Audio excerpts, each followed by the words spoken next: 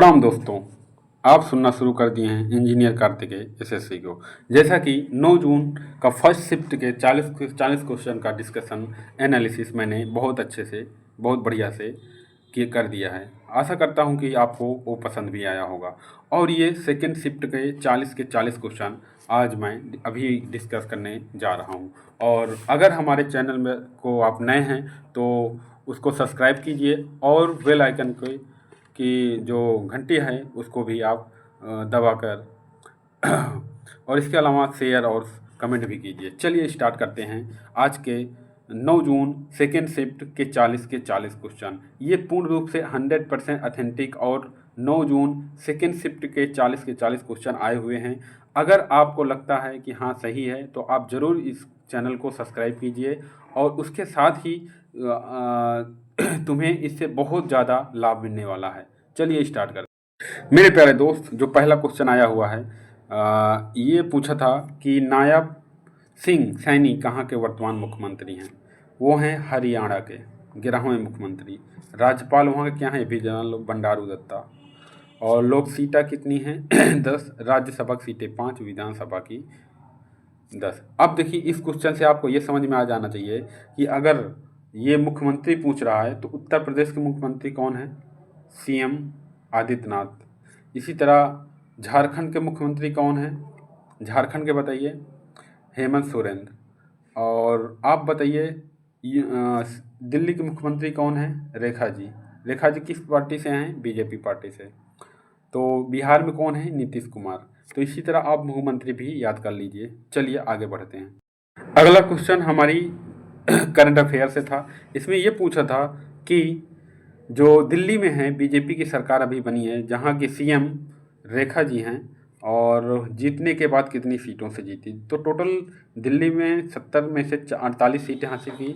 27 वर्षों के बाद वहाँ पर बीजेपी सरकार बन पाई। ठीक है, इसके पहले कौन सी थी, आम आदमी पार्टी।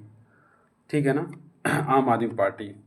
चलिए ठीक है। अब इसके अलावा आप ये भी ध्यान सकते हैं कि यूपी में कितनी सीटें हैं और बीजेपी ने कितनी सीटें प्राप्त की, ये भी बताइए, कमेंट बॉक्स में बताइए, क्योंकि यूपी बहुत बड़ा मुद्दा है। चलिए अगला क्वेश्चन है कि उड़ीसा सरकार ने हाल ही में किस टाइगर रिजर्व को दूसरा राष्ट्रीय, चलिए सिमलीपाल टाइगर रिजर्व है। और टोटल जो भारत में है, टोटल राष्ट्रीय उद्यान बन गए हैं 107।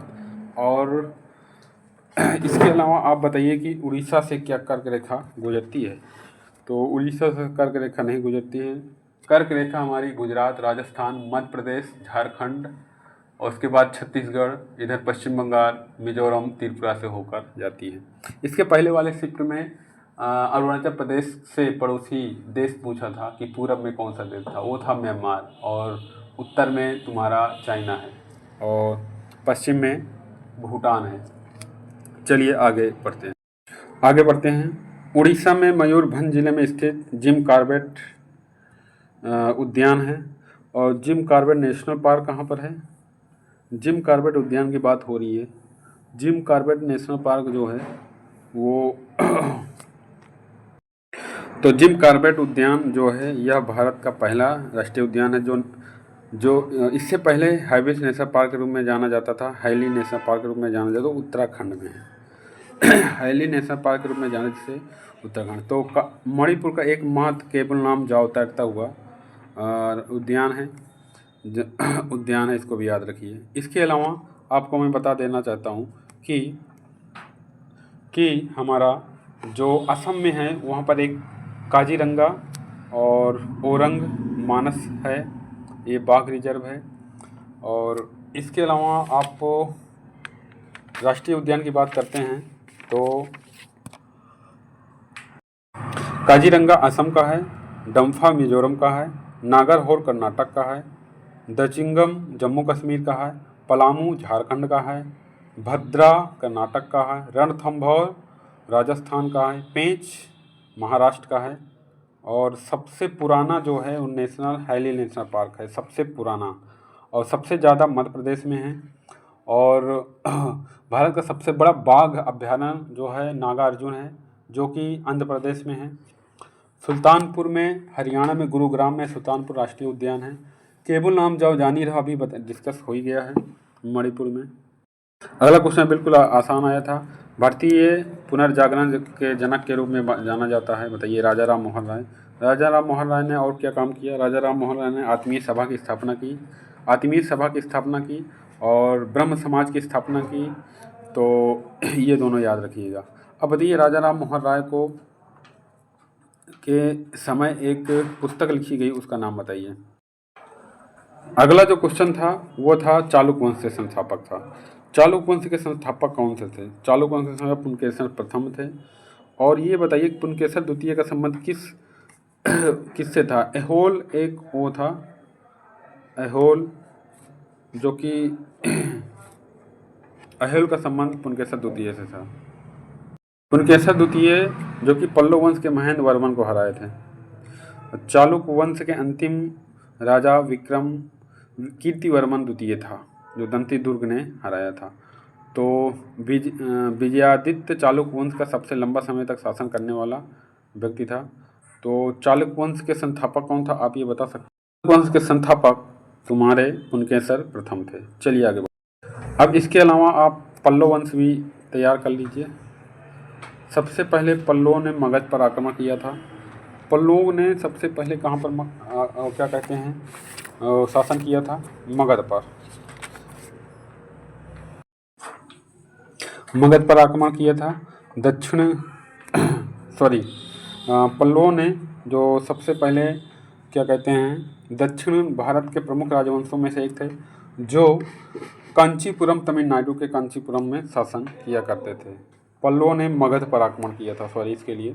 और पल्लवों में सबसे पहले एक ध्यान देना आप लोग कि नरसिंह वर्मन प्रथम थे, जो महाबलीपुरम के एकारथ मंदिर को निर्माण किया था। और एक कैलाशनाथ मंदिर था, इसको किसने बनवाया था ये भी बताइए। कैलाशनाथ मंदिर पल्लवों ने बनवाया था, महाबलीपुरम में ही है। ये द्रविड़ शैली में बनाया गया था, ये भी ध्यान रखना। द्रविड़ शैली में बनाया गया, ये भी ध्यान रखना। और जो कैलाश मंदिर था, इसको किसने बनाया था? नरसिंह वर्मन द्वितीय ने। इसके अलावा राष्ट्रकूट भी याद रखिए, दंती दुर्ग इसके संस्थापक थे।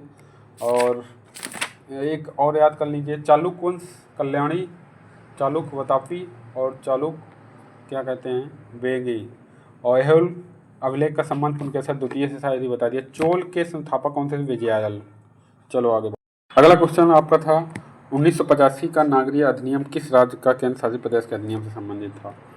तो 1985 का नागरिक संशोधन अधिनियम विशेष रूप से इसकी धारा 6A असम समझौते के परिणाम के रूप में लाया गया था। यह असम में बांग्लादेश से आने वाले कुछ प्रवासियों के लिए नागरिकता से संबंधित था। अब बताइए कमेंट बॉक्स में कि नागरिकता किस देश से लिया गया है। नागरिकता क्या अमेरिका से लिया गया है या यूके से लिया गया? तो नागरिकता अमेरिका से लिया गया है। और संशोधन किससे लिया गया है? दक्षिण अफ्रीका से या कहीं से और, बताइए। और इसके अलावा मौलिक कर्तव्य और मौलिक अधिकार ये किससे लिया गया है? मौलिक कर्तव्य आयरलैंड से लिया गया है और मौलिक अधिकार यूएसए से लिया गया है। अगला क्वेश्चन सुदर्शन झील से आया हुआ है। सुदर्शन झील का निर्माण किसने करवाया? सुदर्शन गिर, ये गिर नमक पहाड़ी में सौराष्ट्र में स्थित हुआ है। सुदर्शन झील का निर्माण चंद्रगुप्त मौर्य ने कराया था। गिर में नियुक्त राज्यपाल पुष्पगुप्त मौर्य के द्वारा कराया गया था। अब चंद्रगुप्त मौर्य किस वंश के संस्थापक थे? मौर्य वंश के संस्थापक। किसको हराया था? घनानंद को हराया था। नंद वंश के अंतिम शासक कौन सा? घनानंद था। किसकी सहायता से इसको हराया था? कौटिल्य की सहायता। कौटिल्य की पुस्तक का नाम बताइए। अर्थशास्त्र। इसमें किसका वर्णन किया गया है? चंद्रगुप्त और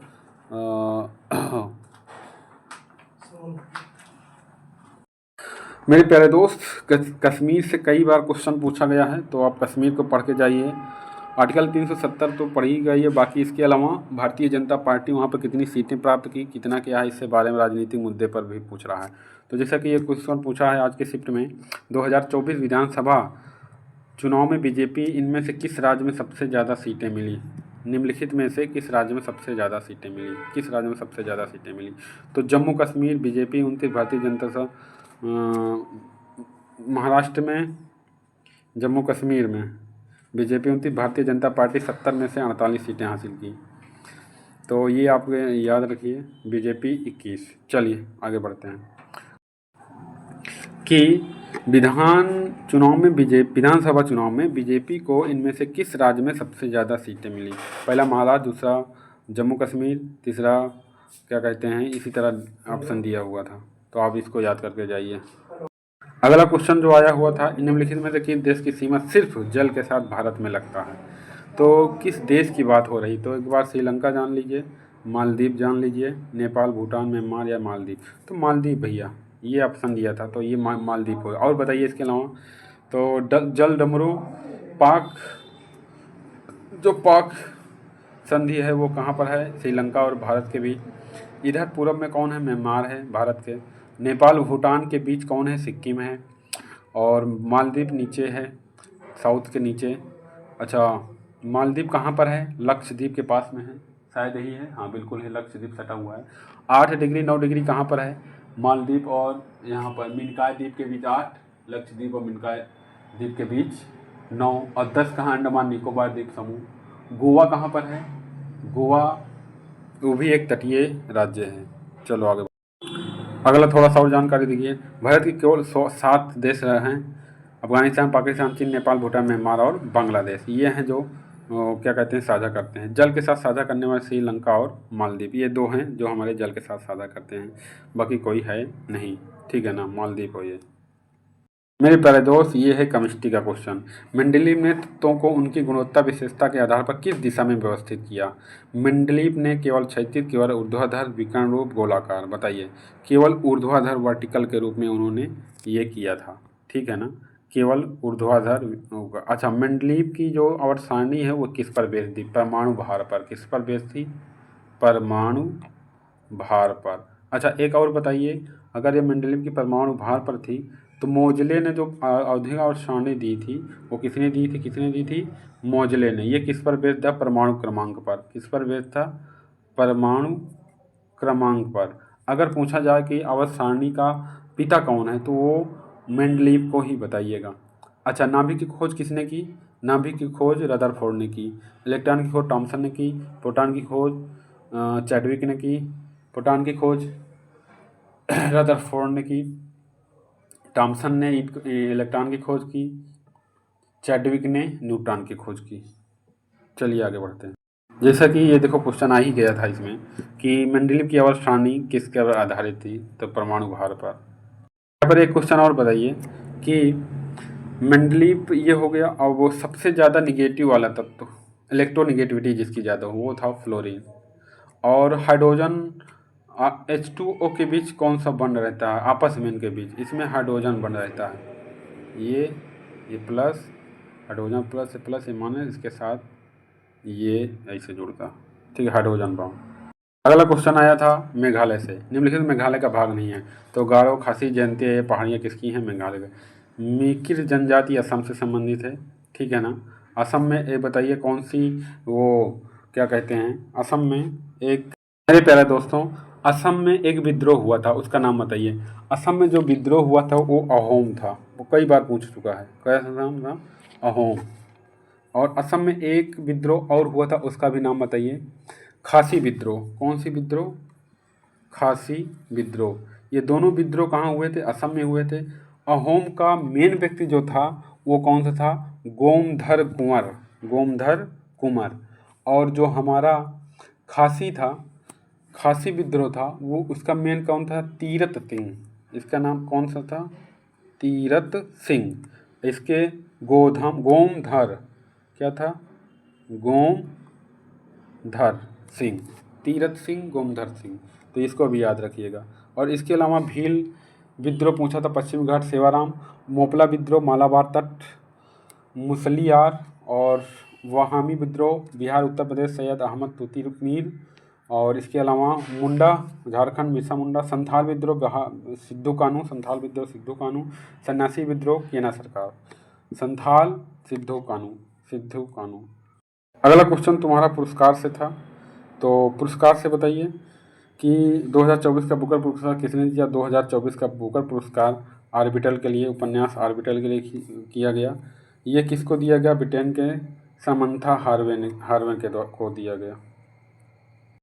अगला क्वेश्चन आया था कि भारतीय रिजर्व बैंक में 26वें गवर्नर के रूप में किसे नियुक्त किया गया है? 26वें गवर्नर। इसके पहले की कौन पूछा था? CAG पूछ रहा था। CAG की कौन थे? 52वें या 53वें या सुप्रीम कोर्ट के जज के बारे में पूछ रहा था। समझ रहे हो कि इस समय CAG कौन है? कमेंट बॉक्स में बताइए। इसके पहले डिस्कशन कर चुका गया है। तो संजय मल्होत्रा इस समय हमारे RBI के गवर्नर हैं। इन्हें 3 वर्ष के लिए किया गया है। इसके पहले कौन से थे? शक्तिकांत दास। तो ये 26वें नंबर थे। शक्तिकांत दास कौन से थे? 25वें नंबर थे। कौन है? RBI की स्थापना कब हुई थी? 1935 में। 1935 में स्थापना हुई थी। 1949 में राष्ट्रीयकरण हुआ था। याद रहेगा। RBI जिस दर से बैंक को लोन देती है उसको क्या करते हैं? बैंक दर। अगला क्वेश्चन है कि प्रायद्वीप पठार निम्नलिखित में किस भूभाग का हिस्सा है? गोंडवाना भूमि। अगला क्वेश्चन क्या है? वर्ली पेंटिंग में कलाकार मुख्य रूप से किस पेंट का प्रयोग किया जाता है? वर्ली पेंटिंग में चावल के पेस्ट, पानी के मिश्रण, बने सफ़ेद रंग द्रव का प्रयोग करके जिसे गोंद के साथ बांधा जाता है। यह पेंटिंग मिट्टी की दीवारों पर चित्र बनाने के लिए किया जाता है। वर्ली पेंटिंग कहाँ से संबंधित है ये भी बताइए आप लोग कमेंट बॉक्स में। तो वर्ली पेंटिंग जो है वो हमारी महाराष्ट्र से संबंधित है। ये एक प्रकार की दीवार पर बनाए जाने। अगला क्वेश्चन क्या है कि हाल ही में राष्ट्रीय समुद्री खेलों में 2025 में उद्घाटन हुआ। A मुंबई, B चेन्नई की, हैदराबाद, D बेंगलुरु, ये सब ऑप्शन दिया हुआ था। तो इसके बारे में बता दिया जाना चाहिए। भारतीय ओलंपिक संघ की अध्यक्ष श्री PT उषा ने नवी मुंबई स्थित समुद्री विश्वविद्यालय में राष्ट्रीय खेल 2025 का उद्घाटन किया है। तो ये है इसका क्वेश्चन। अगला क्वेश्चन हमारा नीति आयोग से है। नीति आयोग की स्थापना 2015 में हमारे PM ने किया था। नीति आयोग के अध्यक्ष कौन होता है? नीति आयोग के अध्यक्ष खुद PM जी होते हैं। इसके CEO का नाम अगर पता है तो याद कर लो। नीति आयोग के CEO। तो इसका क्वेश्चन आया था कि इंडेक्स 2023-24 में निष्पादक श्रेणी को किसका अंक दिया गया था? नीति आयोग के SDG सस्टेनेबल डेवलपमेंट इंडेक्स में। तो ये आकांक्षी 0-149 को इस कैटेगरी में। अगला क्वेश्चन आया था कि ASII क्या पूर्ण मतलब इसका फुल फॉर्म क्या था? तो भैया A हटा दो, I हटा दो इंडियन हो जाएगा, A हटा दो अमेरिकन हो जाएगा। इसका American standard code for information interchange, ये अभी कंप्यूटर में करा के आया हूँ। अगर ISCII आ जाए तो ये इंडियन हो जाएगा, Indian standard for code information interchange. चलिए आगे। अगला क्वेश्चन जो आया हुआ है कि स्वतंत्रता के बाद नियोजन में सबसे ज़्यादा योगदान किसका था? स्वतंत्रता के बाद योजना आयोग का सबसे ज़्यादा, तो 1950 में बनाई गई थी और 2015 में इसको अलग कर दिया गया था, इसको बदल दिया गया था योजना आयोग को नीति आयोग बना दिया गया था। तो 5 वर्षीय योजना है। तो 51 से 66, 66 से 61 से 66 तक, 66 के बाद 3 साल अवकाश रहा है। 67, 68, 69 ये 3 साल अवकाश का समय रहा है। उसके बाद फिर आगे स्टार्ट हुआ। पहले किस मॉडल था? Helmholtz model. दूसरा किस पर बेस्ड था? बताइए। दूसरा किस पर बेस्ड था? दूसरा जो था वो हमारा DC महानोबिस मॉडल पर था। तीसरा, पहला, दूसरा, तीसरा। पहले मॉडल में जो हमारा 2.1 की ये इन्होंने मतलब कि टारगेट किया गया था और 3.6 प्राप्त किया गया है। दूसरे में 4.5 का टारगेट था, 4.1 या 2 के आसपास किया गया था, लेकिन तीसरा वाला युद्ध के आधार गड़बड़ा गया था। और उसके बाद 5वें में गरीबी के लिए जयकारा किया गया था। तीसरा किस पर बेस्ड था? तो तीसरे में जो किया गया था वो आत्मनिर्भर बनने के लिए गडलिस मॉडल का प्रयोग किया गया था। जो क्वेश्चन है वो Alt F4 शॉर्टकट का प्रयोग किया गया है। विंडो प्रोग्राम को बंद करने के लिए, कंप्यूटर में शट डाउन करने के लिए किया गया है Alt F4। अगला जो क्वेश्चन है वो धंसे हुए रंध्र डॉट में पाए जाते हैं। धंसे हुए रंध्र छोटे होते हैं, ये पौधे में एपिडेमिक में होते हैं। प्रत्येक रंध्र किडनी किडनी या बीन के आकार के एपिडर्मिस में होते हैं। प्रकाश संश्लेषण में सबसे किसकी भूमिका सबसे ज़्यादा होती है? प्रकाश संश्लेषण में प्रकाश की आवश्यकता होती है, और दूसरा इसमें भोजन बनाना पौधों का में काम होता है। और जाइलम फ्लोएम क्या होता है? जाइलम धरती से खनिज लवण को ऊपर तक पहुंचाता है। फ्लोएम फल फ्रूट से बने हुए, पत्ती से बने हुए भोजन को पूरे बॉडी में पहुंचाता है। जो क्वेश्चन आया हुआ है वह है, वो राष्ट्रीय विकास परिषद की स्थापना कब हुई थी? 1952। अगला क्वेश्चन जो आया हुआ है वो था कि समांतर सरकार, जिसके प्रति सरकार भी कहा जाता है, की स्थापना 1943 में कहाँ हुआ था? मुंबई के सतारा गांव में पत्री सरकार के नाम से स्थापना हुई थी। इसके नाना पाटिल क्या कहते हैं से नेतृत्व किए हुए। अगला क्वेश्चन आया हुआ था कि हाल ही में इसरो ने किस संस्थान में CS Ramakrishna centre of the excellent and fuller thermal science research की स्थापना की? IIT मद्रास में। अगला क्वेश्चन आया हुआ था कि अग्निशमक जलवाग ने विश्व से मुक्केबाजी कप में 65 किलो भाग वर्ग में रजत पदक जीता। उन्होंने फाइनल में हार का सामना किया। उन्होंने सेमीफाइनल में इटली के मुक्केबाज को हराया था। अगला क्वेश्चन फिर से कंप्यूटर का है। MS एक्सेल में नई फाइल खोलने के लिए सबसे पहले किस टाइप का यूज़ किया जाता है? फाइल टाइप का यूज़ किया जाता है। ठीक है ना। अगला क्वेश्चन है, निम्नलिखित में कौन सा कार्य मरुस्थलीय के लिए जिम्मेदार नहीं होता है? देखो, स्थायी पेड़ पौधे लगाना ये तो होता नहीं, बाकी ये सब होते हैं। ये तो आसान क्वेश्चन। तो मेरे प्यारे दोस्त, GS सभी शिफ्ट में वैसा ही लेवल है, समझ रहे ना, कोई इसमें कुछ है नहीं। GS फुल फॉर्म में है अपने, जैसे कि 1942 में समांतर सरकार का गठन हुआ, सुदर्शन झील और RBI का 26वां गवर्नर, चालुक्य वंश का संस्थापक और सर्वोच्च न्यायालय के शतक प्रहरी। ये सब भैया बहुत क्वेश्चन तगड़े हुए हैं, और आप इसको बढ़िया से एनालिसिस हुआ है, एक से साथ कई क्वेश्चन कराए जा रहे हैं। चलिए, कोई बात नहीं। हर हर महादेव।